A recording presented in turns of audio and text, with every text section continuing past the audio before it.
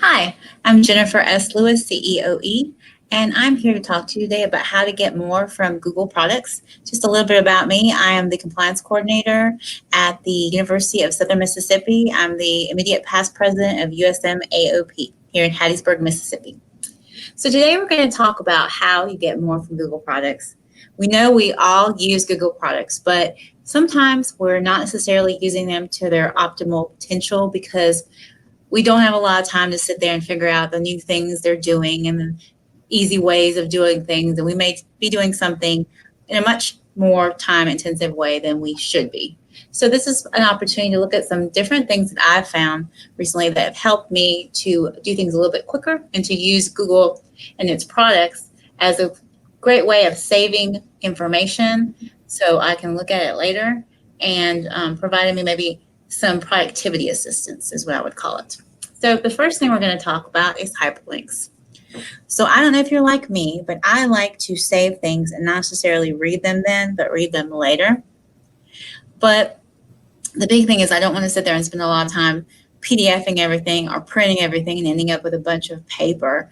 Because from a recycling standpoint, we certainly don't want to do that. So what I found is if I could save the hyperlinks somewhere, it would be a great solution to allow me to look at those materials later, but not necessarily through a bookmark where I might accidentally mess the bookmarks up or something. So I found this little add-on in Google called G-Links. So to get G-Links, all you do is open your Google Chrome, and ideally you want to use Google Chrome as your browser because it is optimized for the Google products. And I just put on add in G-Link. And it didn't like that. So then I went G-Link, add in Chrome. And then it comes up with the first result. So I actually have it installed, but if you didn't, you would just click the button and it would add it in. So once it's added in, you need to go to your Google Drive. So I'm already signed into my Google Drive, so I'll just click Google Drive. And there I am. So let's find something to save. I like to save news articles from inside higher education. And so this is one about learner revolution and what it means for higher education. So let's say I want to read this later. So I'm just going to copy this. And then I'm going to go back to my Google Drive. I'm going to go to New. I'm going to go to More. And I'm going to find G-Links. This little window is going to pop up, and I'm going to paste the URL of the website there and find it a name. So learning styles. And it automatically puts the extension G-Link. I don't really see the point of changing it. It's just easier for me to leave it as G-Link, but there are some other options, including a .url one, and it'll recognize any of those and open it. Hit save. So after you do that, what I would do is double check that it saved it. Oops.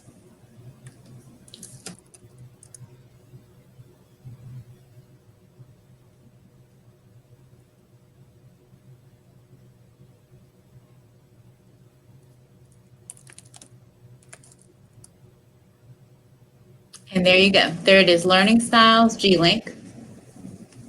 So I found that sometimes G-Link works well, sometimes just Learning Styles or the title of whatever you named it works well. But one thing that's easiest for me is not to just have them floating around here. What I like to do is move these to a folder. But you have to have a folder. So New Folder. And you're going to put in here, I put G-Links, or you can put G-Links to read, because you could subcategorize. So once you have your folder, go back to your My Drive. And you have G-Links to read. Okay? So let's go back to my learning styles. And then I'm going to right-click my learning styles. I'm going to put Move To. And it's going to ask me My Drive. And I'm going to look for my folders. So G-Links to read. And I'll move it there. So the next time, I just know to go to G-Links to read, and there it is. And you just click it, and it opens the article. It takes a sec to open it, but it does open the article. And there you go. Now, this brings me to another thing that I like to do with my folders, as you may have seen. Color coding. Some things are more important than others, and Google has recognized that. And in order to allow you to do that by color, there is a change color option for all your folders. If you right-click on a folder, you can go in here and pick another color. So if I want to make sure that I'm doing these first, I turned it red, so that's easy for me to see. You'll also see that there can be like favorites, and you can star it. So that also makes it easier to find. Another thing I'd like to point out about folders that I didn't notice until recently was some of them are a little bit different. So you'll see here there's a little guy there. That means this folder is actually shared out with people. So that's one of the things that you could see. This folder is shared out with some folks. This folder is shared out with some folks. And the way you know is with that little figure of a person on there. So that helps you to be able to kind of see what you've done in the past. And that's the first thing I wanted to share with you, just a way to have that information handy. The other thing I want to share with you is how to use the new dictation feature in Google. So first thing you do, you saw it kind of quick, I said new Google Docs. And I'm in Google Docs, and I'm going to go to Tools. And it's not called dictation, it's actually called voice typing.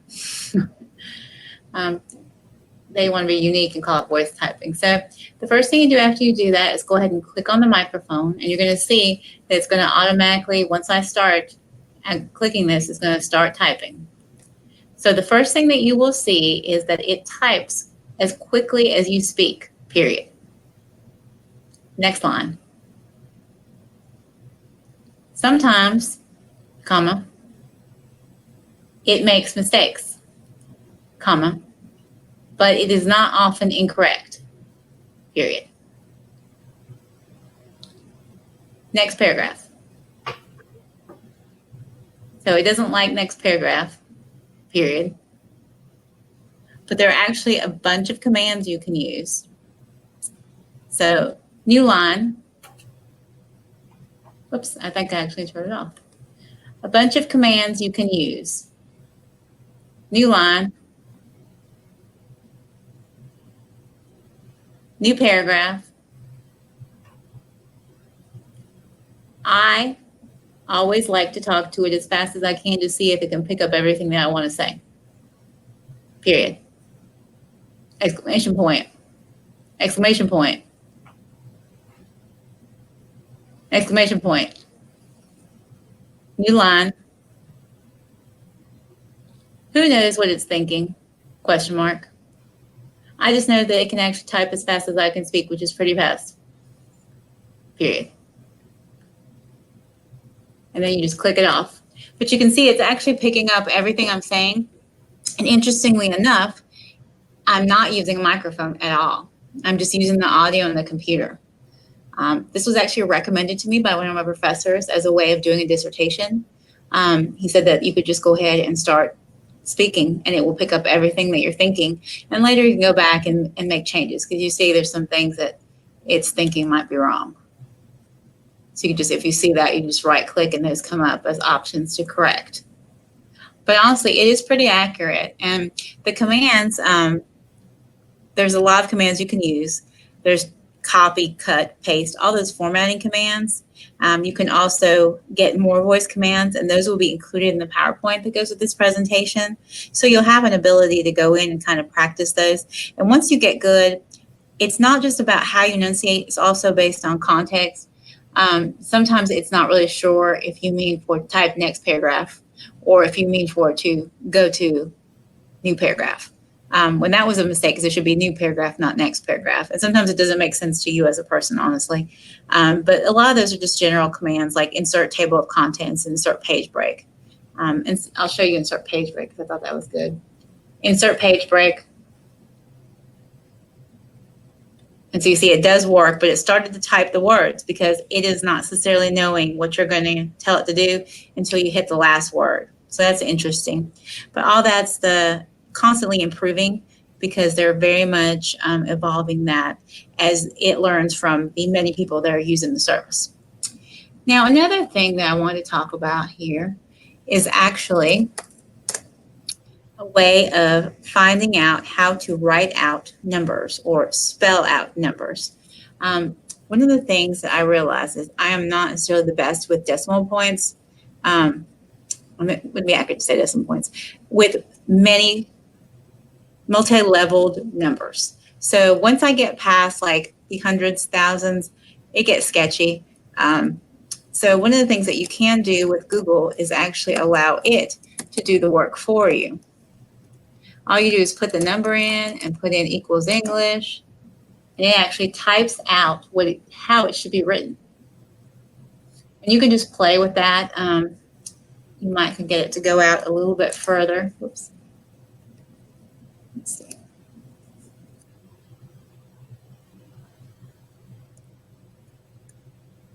Get 100, and you probably. And I don't think it'll go further than that. Yeah. So we'll get to the trillions, and that's the limit of this. It does not do decimal points, which I say is its shortcomings, but maybe eventually they will fix that. But that would help me from a decimal point standpoint. But you see it does do this multi-tiered number that is so long, but is many times showing up in different things. And so it makes it easier to go ahead and write that out correctly and make sure that that accurately reflects what you're trying to communicate. The other thing that I've found very useful recently is the ability for you to type in just simply timer. So instead of going and downloading an app or Googling for one of these YouTube videos that you see further down the screen, you would just type it in. You see it's automatically already started. Well, actually, I think I hit it by accident. But you can also do the timer. You can also do a stopwatch and go the other way.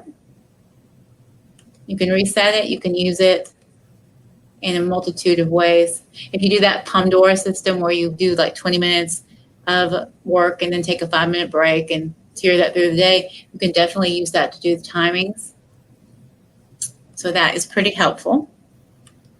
Now, another thing that I wanted to talk back to you about is the revisions history on documents.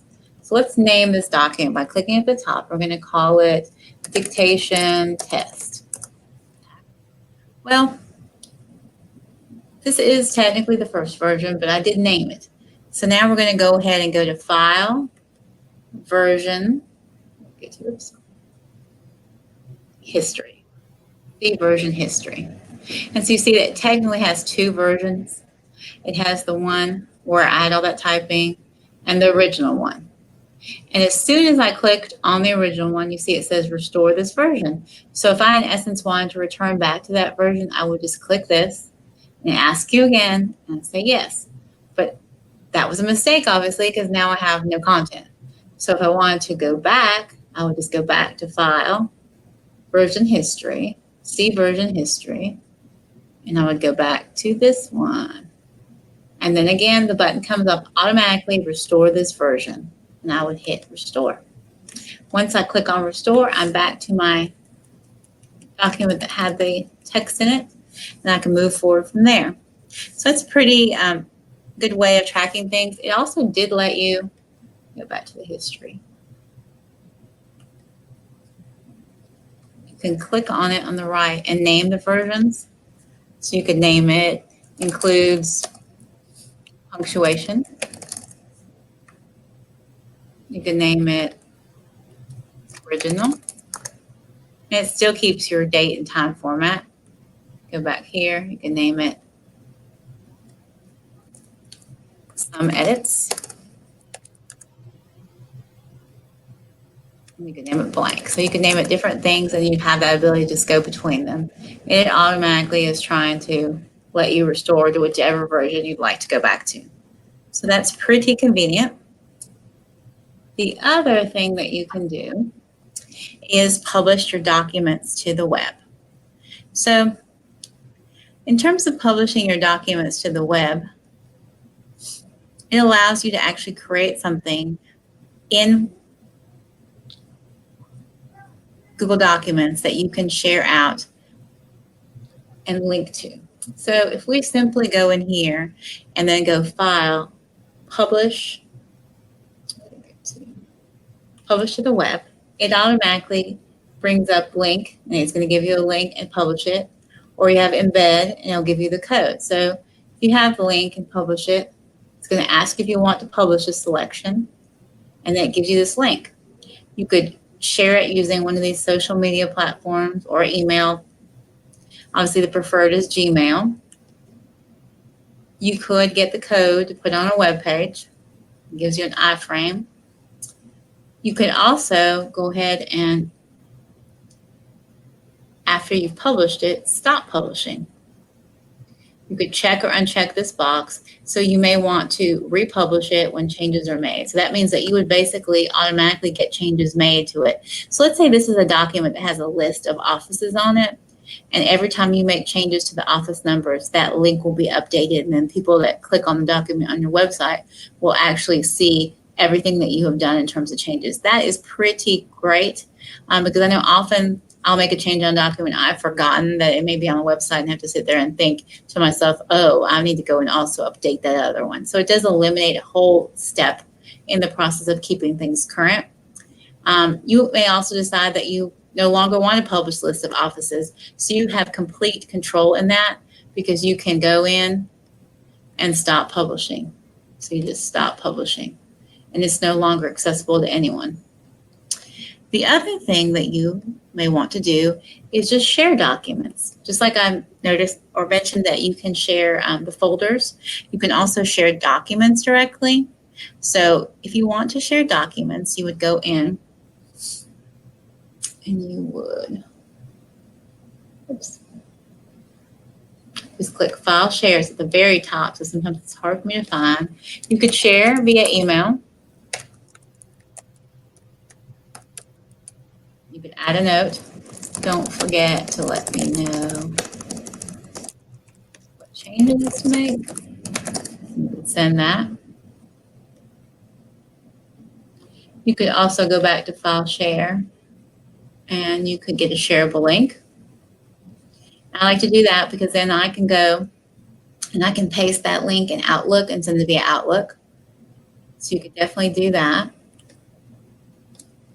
You also need to notice that when you send it to people, it is automatically checked for them to edit it because the software is collaborative in nature, so it assumes that you're okay with them editing it. So you definitely want to look at that and make those changes accordingly. Maybe they can just put comments on it.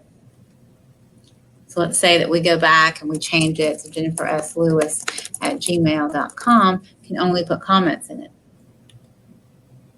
And then we send that to her. It says shared with one person because that's the same person. It does recognize that was the same email address that you're sending it to. But lo and behold, there are more options.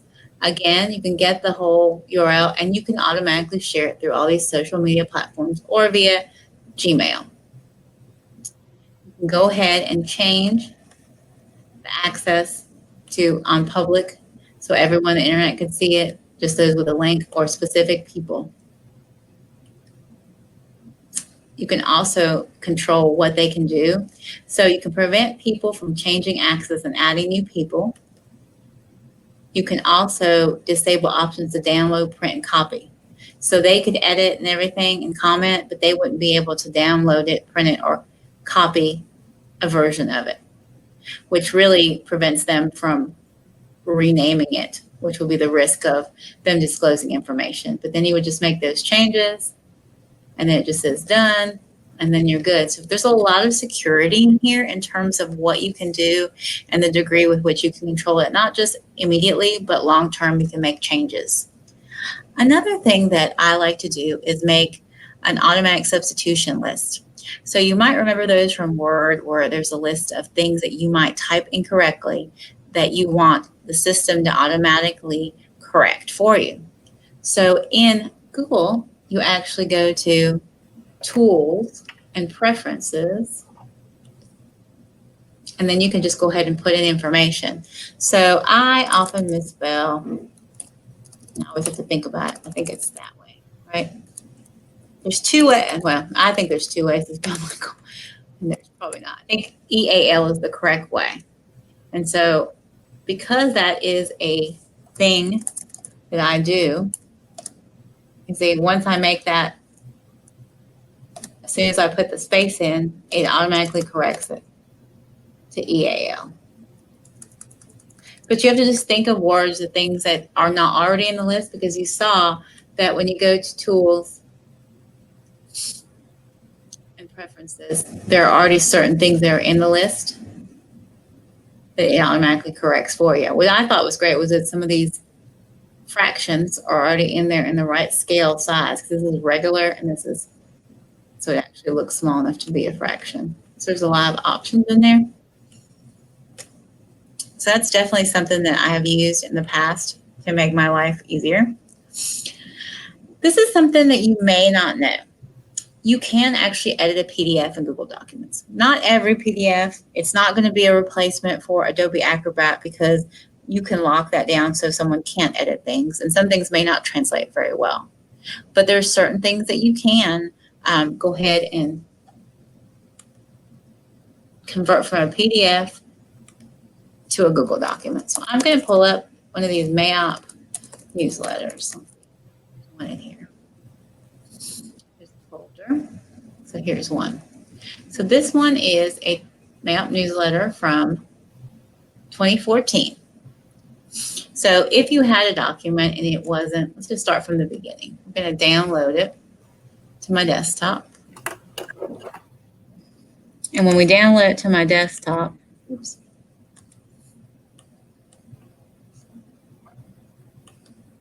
I'm going to go back to my Google Drive.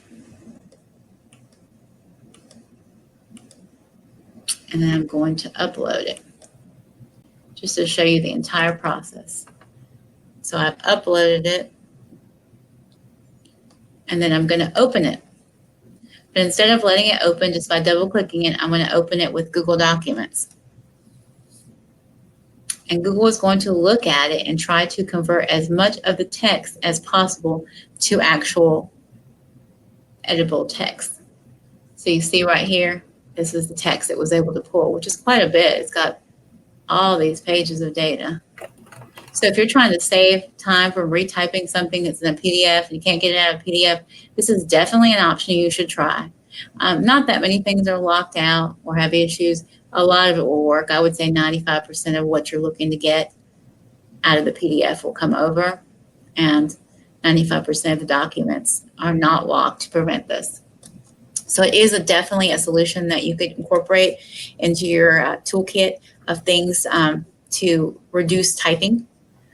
There's also an interesting one that you can use to convert an image into text, which I thought was pretty interesting. So I found an image. Let me see where it went to. And it is an image that has some text. So let me just show you right there, right? So it's going to ask me open with. And I'm actually, it doesn't give me what I want. So I'm bad about doing that. Okay. So we're going to go back to open with. How can we find it? And the trick to this is, instead of doing it with when it's pulled up in preview, you actually have to open with by right clicking. So you see, I'm going to right click, open with Google Docs, and that is the way that you get to the Google Docs option. Unfortunately, it's not available if you're already in preview. So all I did was open with Google Docs. The image is going to show up first, and then a text conversion of the document. So I thought that was pretty neat. You see the image is there, and that allows you also to rescale the image, or even, I like to do this just to be weird about it. You could rotate it. You could do some things with the borders. You could crop the image. There's some image options that you could recolor it. I thought that was pretty neat. Like when you recolor it, all you do is click on recolor, and you can change it pretty much completely in terms of what it looks like. Transparency is also an option, not necessarily a useful one. You can also increase brightness, which does take color away. So that's one of the considerations. And you can increase contrast, which would make it a little bit easier to see, especially if you go with a light color. You see it starts changing the color. And then if you don't like it, you can reset. Go back to no recolor and you're back where you started. Crop image, you can change the size of it. Let's say you don't want that little ad there, just change that, and then you're good. And there it is, it's much smaller, but you've eliminated that whole extra watermark from the original company. And always remember your right click will be the best thing you can do because it allows you to do a lot of different things. It also allows you to make this image accessible, which is very important so that we're in compliance with these standards, Section 504. So you could put on there daily advertisement image. Image of a newspaper with daily. And the bad part's there, good move it. Daily news listed on it and the word advertising. That makes it friendly for anyone who has an accessibility concern. You can also replace the image. So you can replace it with things from your Google Drive, other photos. You can use things from your camera. You can also search the web, which I found interesting. You could find other ad per type.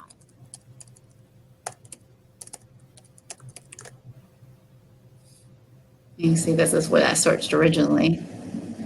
But none of these really fits because that was actually the word advertising and it was an ad for advertising. So try one more time, see if you find anything. This is, I guess, an alternative. If you double click, it replaces it, but you see, it scales it back down to the size of what you had, and it's not going to really work for our purposes because even if you make it bigger, it's not really letting you see the rest of the sign. And there's no more scaling options. So it kind of put it in the context that it found it, which is that's the scale it's going to use. And even if you change the margin, you're seeing it's not able to get the rest of the picture. So it's not necessarily what you want to do. So you could definitely go back a couple of times. You go back and eventually it goes back to your regularly scheduled image. There you go. So those are just a couple of things you can do once you have the ability to convert an image and its text to a separate image as text. You'll see there's the original text that we were looking at. Another thing that I wanted to mention to you is that we also have the ability when we're looking at the image is to save it to something called Keep. And that's Google Keep. You see it shows up. So you can actually make notes in Google Keep. Google Keep is an add-on that you can download from your phone or onto your phone. And so you could actually see all this on your phone. And you could just put like advertising images. And you can put it to the top of all your notes if you'd like. But it's pretty neat in that respect. But while we're here, I also wanted to mention there is some other things there, as you can see on this right-hand corner that have shown up. You actually have access to your Google Calendar to go ahead and make some entries in your Google Calendar. It shows your schedule. It selects calendars. Like I have many Google Calendars, as you can see, so it would actually allow me to go and pick which ones I see or unsee things that I don't need to see. And it'll show on here that you disabled that. If you want to create an event in your calendar while you're sitting there thinking about it, while you're doing the document, and say, find other images. And let's say we schedule it from 1:30 to 2:30 p.m. Find 5 more images for presentation. And you can actually add guests that can see it. So you could add it back to, let's add my daughter. And save it. Would you like to send an invitation? Send, why not? I'll let her know later why she received that. So there's a lot that you can do there. And you'll see the other thing that I don't want to forget to mention is the tasks. So you can actually use this. So while you're doing this ad, you might want to add a task that says research old advertising, stock old advertising, okay. Research the history of advertising for presentation.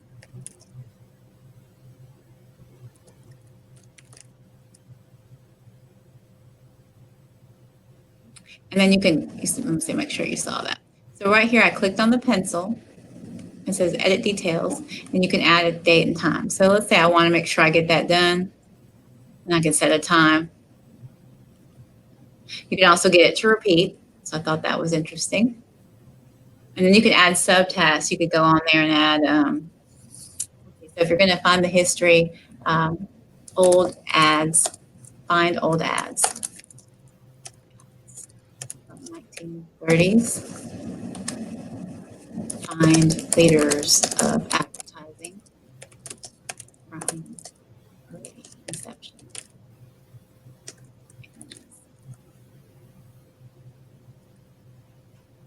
Okay, and then you'll just additionally put whatever else you need, and that is in your tasks. You just close it out when you're done. And then there's all your tasks related to that sitting right there on the side of the page.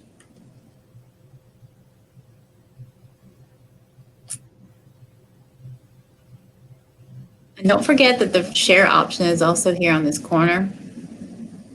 It gives you the same options we had discussed before, but it's right here conveniently situated, as is the comment history. If we were sharing it with Allie and she gave us some comments, we could see the comments, or we could add comments. And there could be a string, basically a chat of all the comments sitting there on the side. So those are all different things that you can do just within Google Docs. Now, one of the other things that I wanted to show you, let me get out of the image itself. Oops. It's right here in the bottom corner. It's called Explore.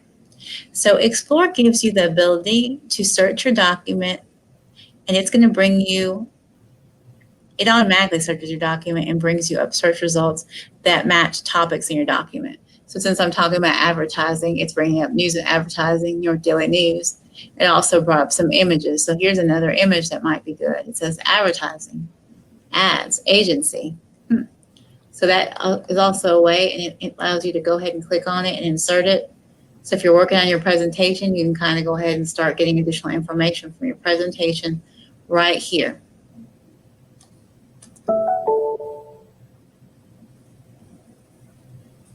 See, and it also brings within it, if you're going to do citations, the link. So there's the link if you're going to do a reference page. You'll see on there, there's all the citation materials you need. So Explore is a very good option. Another thing we want to do is when we're looking at our folders, we may want to actually make copies of our folders. So if we wanted to make copies of our folders, we can click on it and click Shift and the letter Z. And then it's going to automatically come up with this menu. So now it's asking us where we want to put the copy. It doesn't really tell you it's a copy, but it's just telling you where you want to add it. So I want to add it to my drive. And then I'm just going to go ahead and add it. I'm going to add it to, where's that, links.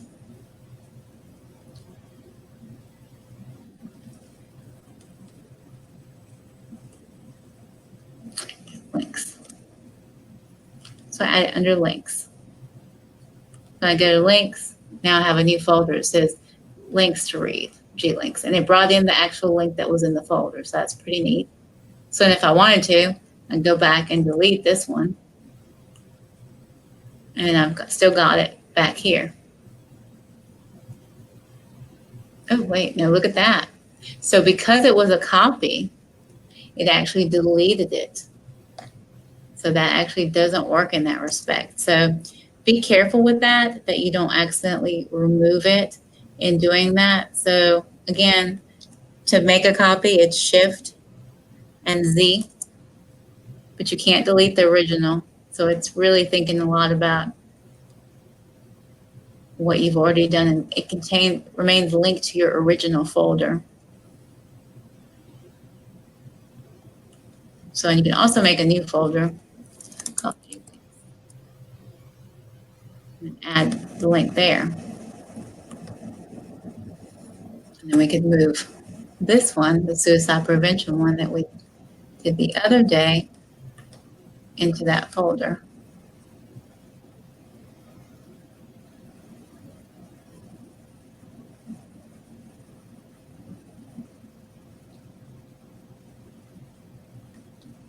Oops.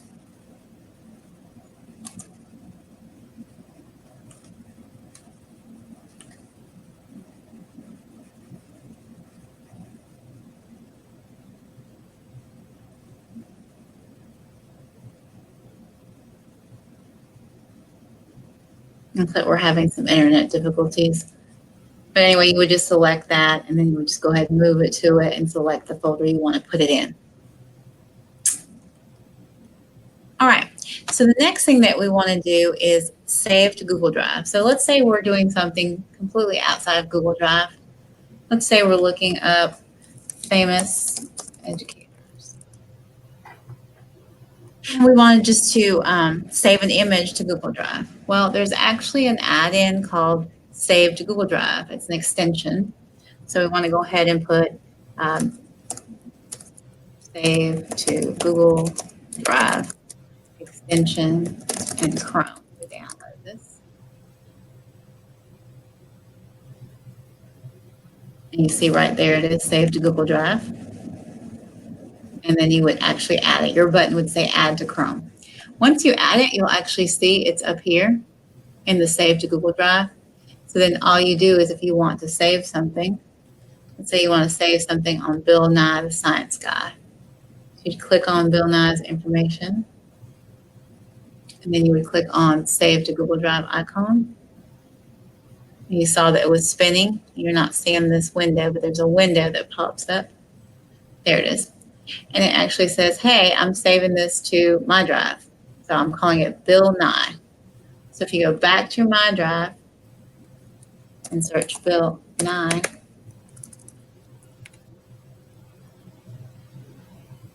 there it is. But what it's done is it's created an actual image, a PNG file of what was on the website.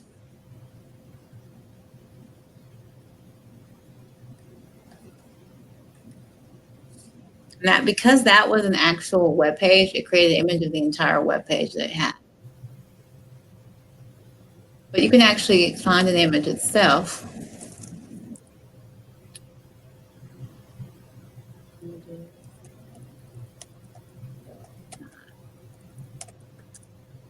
If you click on images of Bill Nye and then find this image.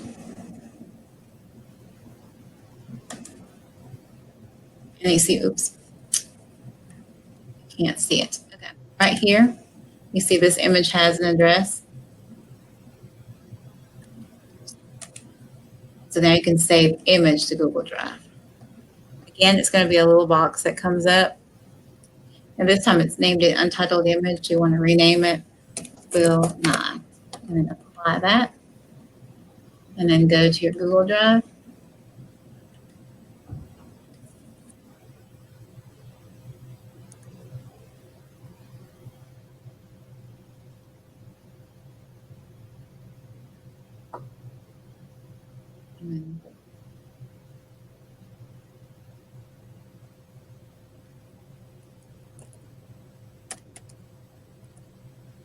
There we go. That's the actual image of Bill Nye that's coming up. Sadly, it looks like we're having some internet issues, so it's cycling. But it's in there, as you can see from the menu. There it goes.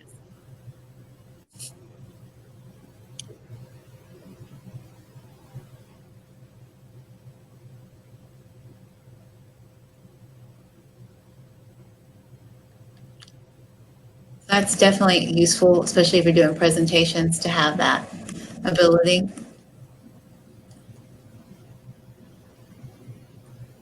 Okay. Another thing that we want to be able to do in Google Drive is editing Word documents in Google Drive without converting them. So that's actually an interesting thing that I found. You don't actually have to convert them, but to avoid converting them, you have to install something called Install Office Editing for Documents, Sheets, and Slides, Chrome extension. So let's close out of some of these and just go back to Google and type in Install Office Editing for Docs, Sheets, and Slides, Chrome extension. You see it starts to automatically populate that. Then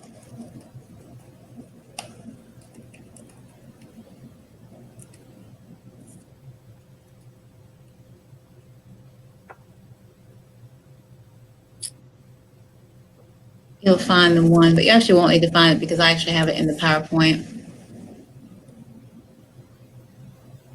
And this is it, Office Editing for Docs, Sheets, and Slides. So once you have that installed, and I want you to look at the icon right there. It's a circle like Google with a pencil, and it's up here. So what the first thing you're going to do is open any Word document and start editing in the Office document.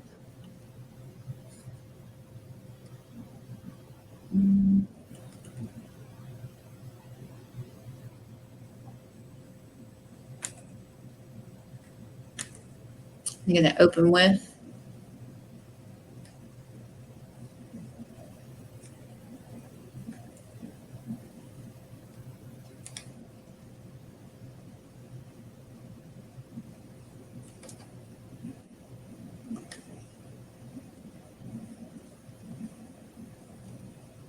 Okay, now look at that. So it's different from the others, and that's why I wanted to show you. Even though you uploaded it, once you upload it, it automatically thinks you want to open it with Google products, so you don't want to upload it.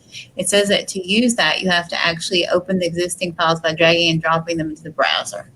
So we're just going to find something on our desktop. So we're going to have to minimize the screen a little bit to get some real estate. And close out some of these windows. When we do that, we'll just get something that we have that's a Word document, and we'll use that. Here we go.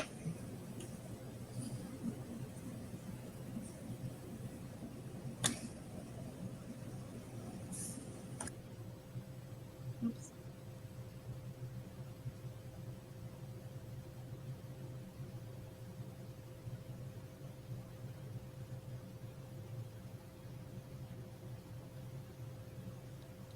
We're going to try again. Hold on one second. It may be because of the way, I think it probably just needs to be on my desktop. I'm just going to go to my desktop. Our documents here at the office are linked through Office 365, so it looks like it's trying to pull off that information. So let's see. Okay, now it worked. Okay, so don't pull it out from your OneDrive or Evernote or anything like that. You're actually going to have to drag it from your desktop to the little browser, and then it opens it. So here's the document. It's still in Word. See how it's got the W over there? And so now you can just go ahead and make any changes. Because edits will not automatically be saved, which is what it would do if it was in Google Documents or Google Docs. So I'm not really going to save it yet. I'm just going to go ahead and make some changes. Like I'm just going to do different things just so we can see there's a distinction between both versions. Okay, and so there's some changes, right? And then I'm going to actually do File. It's actually compatibility. I'm going to save it back on my desktop. You see right here when I hit Save Now, it is not changing it to Google Docs. It's leaving it as a Microsoft Office document. Save. We're going to change its name just so we can see that it did the correct thing. And then I'm going to go to the desktop. You can't see it because it's on a different screen. So I'm going to open it. That's version 2. And here it is, still in Word, which I thought was pretty neat because that was one of my issues with Word and Google Docs, was that if you wanted to use Google Docs for a lot of this editing, then you had to kind of live with it in Google Docs and maybe copy it and paste it back into Word. It wasn't a seamless transition, but with this add-on extension piece, you can actually seamlessly transition between both of them. So you get the benefit of both worlds, which I thought was pretty nice. So now that we've done all that, one of the things that I'm always having to do, sadly, is to work with websites. I'm going to show you our policies so you can see what I mean. These aren't very, very long, but they're starting to get long in length. So I'm going to go back and copy this. And I'm going to go back to Google. And when I go back to Google Drive, right back there, I'm going to download an extension called Google URL Shortener add-on. So, and all these links are in the PowerPoint, so I'm just going to call it Google URL Shortener, but you can search for it. And right there it is. Oops, that's the old one.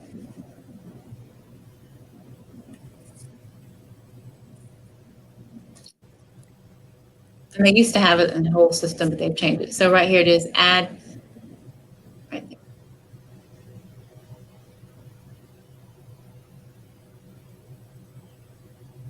You see it's already been added. Well, actually, that's the different one. But there's several of these. There's this one. Okay, you see that one's in blue rather than the pink one. And if you don't have it added, you would just click to add it. Once you add it, if you're in here doing whatever, like this horrifically long one right here, that is very, very long. If I had to post a link to that, it's just kind of unruly. So you just click on that, and it actually makes you a very tiny little URL. And I copy it, paste it. And when I paste it, it takes me to the right article, which is that humongous thing. So again, it's pretty easy. All you do is highlight what you're trying to actually shorten. Click on shorten. And there's actually a button here to copy it to your clipboard. And then you can just go ahead and paste it with Control V option, and it opens it. So that is very useful.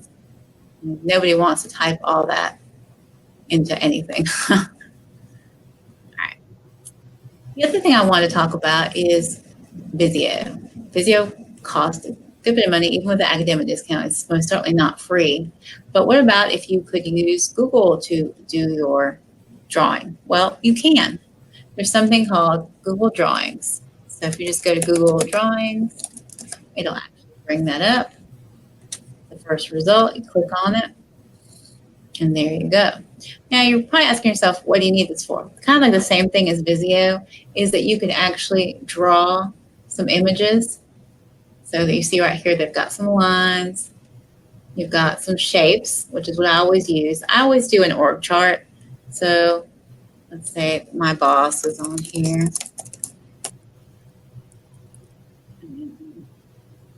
Move. I'll go insert another shape, another square, and put my other boss. And you could even right click and copy, make your life easier, and put all your bosses. And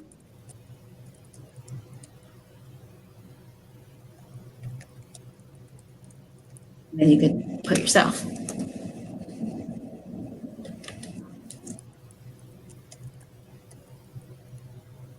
And like Visio, you can actually do those little lines, and it'll snap to it. Oops.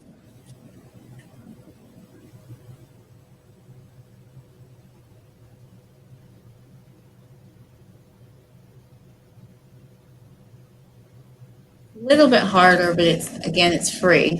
So that's definitely a way to go. There it goes. It's just a little bit. And it's mostly just getting used to the sensitivity of it. I'm not sure what it's doing here. I'm going to get rid of that. And there. And you see right there, I didn't even have to do a line anymore. It's done figured out what I'm doing. So it allows me to do that.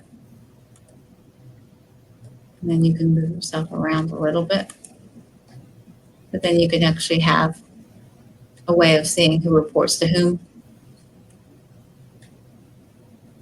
And then if you needed to move some of this stuff around, you could definitely do that to make it a correct diagram. So there you go. And now you didn't have to have any Visio software to make that possible. So it does have a lot of functionality. And again, it's not, it's not everything, but it does have a lot of options. There's diagram options, and it gives you different things that you can click on, processes, different things that you could put in here. And then you just go ahead and edit whatever it is you put in. So there's a lot of templates already sitting there that you could certainly capitalize on. And it actually has some options. You can see different steps in the processes, and it gives you automatically a change to how many levels are in your process based on what you need. And it allows you to go ahead and automatically change the colors, which I thought that's actually the most impressive thing to me, that just that quickly you can make that color change. There's a grid. I need 5. Change all the colors. I guess it's only limitations that it doesn't go past 5, but then again, it's pretty good. And then all changes are saved in Google Drive. You just want to name it or chart. And you can insert images from there, again, from the web, from the computer, Google Drive photos, by the website address and the camera. You'll do tables, different charts, word art. And you can share this with whoever else is working on this project with you and put comments in there. And you can add guides in there to kind of make sure things are lined up correctly. And you can snap to the grids. And one of the things I've used before is find and replace. If there's a typo and I spelled something wrong again and again, I've just used find and replace to make that change. Now, I think the best part of this is that rather than having to think about what you have to do, you may not want it as a Google drawing. So what if you want it as a PDF? Just go download as, it's a PDF. Download as is an image type. You want a JPEG, PNG. You can even have a scalable vector graphic, which is the ideal for a graphic designer type situation. You can email as an attachment. Again, it does have the version history. So you can just go here and you see all the versions. You just go back. You can also see the details of the document, where it is, who it made it, when it was last changed. And it tells you the language it's in, as well as how to print it. You can put some settings. Again, it does have the ability to publish to the web. And you can make a copy if you need to as well, or print. So it's pretty functional, and the more that you use it, the better you'll get at using it. And it could rival your Visio once you get good at actually using it quickly. One of the other things I want to talk about are the shortcuts. There are some shortcuts available. I'm going to go back to Google Docs. That's where you'd likely use these. You saw I mentioned the Control V for paste, Control Z actually goes back a step and is like the undo, and Control X is cut. Well, what if you wanted a list of all the keyboard shortcuts?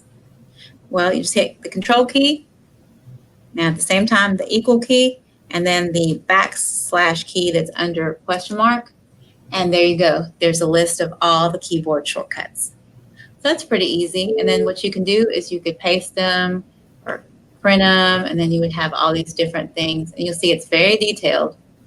You could even bring the menus up with these. So if you invest a little time, you can really start flying in here by learning some of these or just having a sheet handy until you get used to it. And honestly, after maybe 5 or 6 times, you'll be used to it enough to get a lot of benefits from it. Now, one of the last things I want to talk about is searching in Google. We have the ability to search, and I think to some degree, most of us pretty much do the same thing in searching. This is what I do. So I've got Google, and I'll try to type what I think I want. So ugly puppy dog sweaters. And that's pretty much all I do. And there you go. And I'm getting stuff. And I'm like, oh, look, I'm a good searcher. But what if I didn't want to put, or if I didn't know all the words to like this, and I just wanted to put ugly. This is probably better for lyrics, actually. So let's say I have a song on my mind, and I cannot, for the life of me, think of what I'm going to. Don't know all the words. I'm going to use the quotation marks, which I always forget to use, but I'm trying to work on that. And I'm just putting in asterisks for things I don't remember, right? You see, it's already thinking, oh, look, there's some songs here from Beatles, Justice League, Michael Jackson. And now it's actually an Aerosmith song.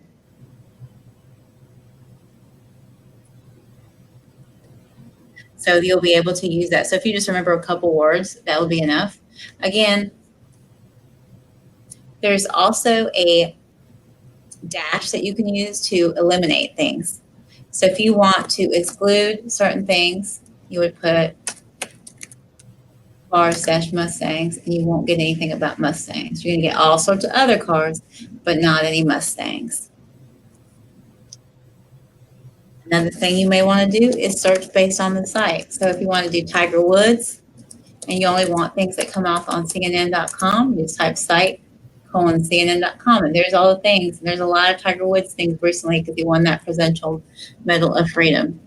So that's definitely a way to get things. You could put New York.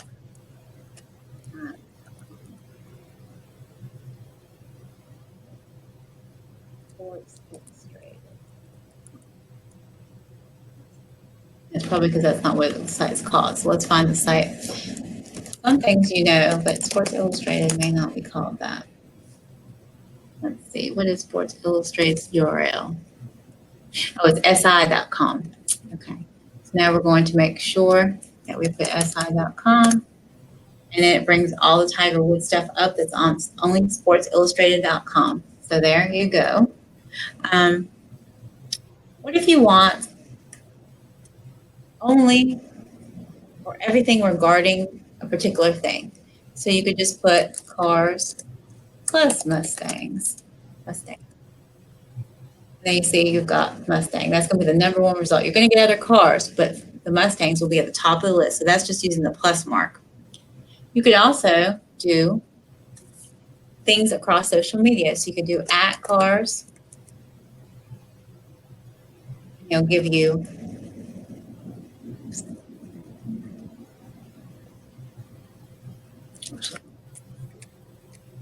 Meghan Markle. And there you go. You're seeing things with the @ mark. On Twitter is what's mostly coming up. Instagram, anytime an @'s been used. You can also do hashtag.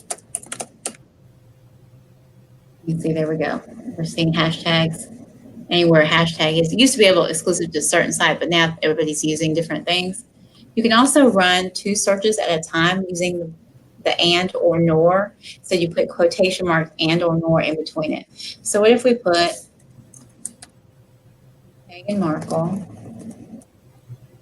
and or nor or and or Prince Archie name, and there you go.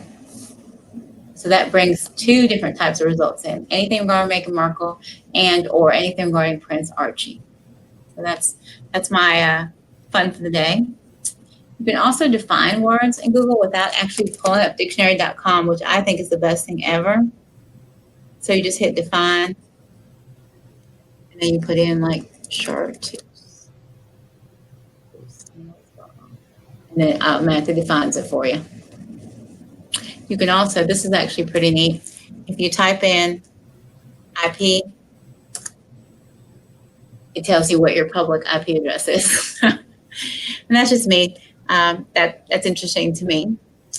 I also wanted to close the conversation out with a couple of fun things.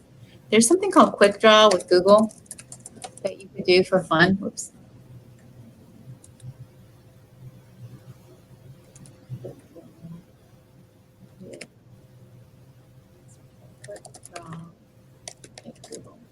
It actually lets you draw certain things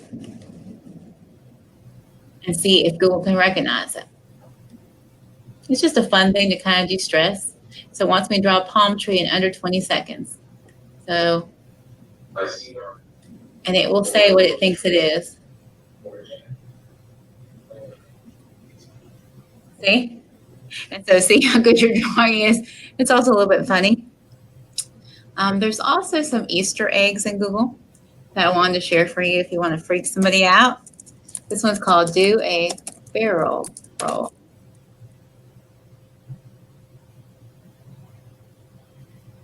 And it just rolls. And there's also one that just Atari.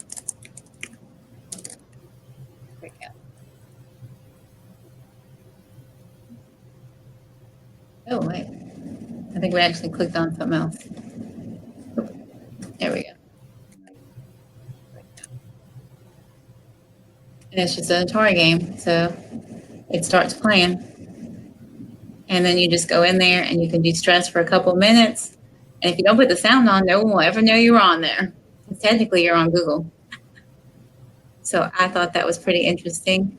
And honestly, hadn't played this in a long time, as you can see from that non-stellar performance. And this is for those of you that might want to be healthy. This is actually a food comparison that you can do on Google. Oops. I didn't like that.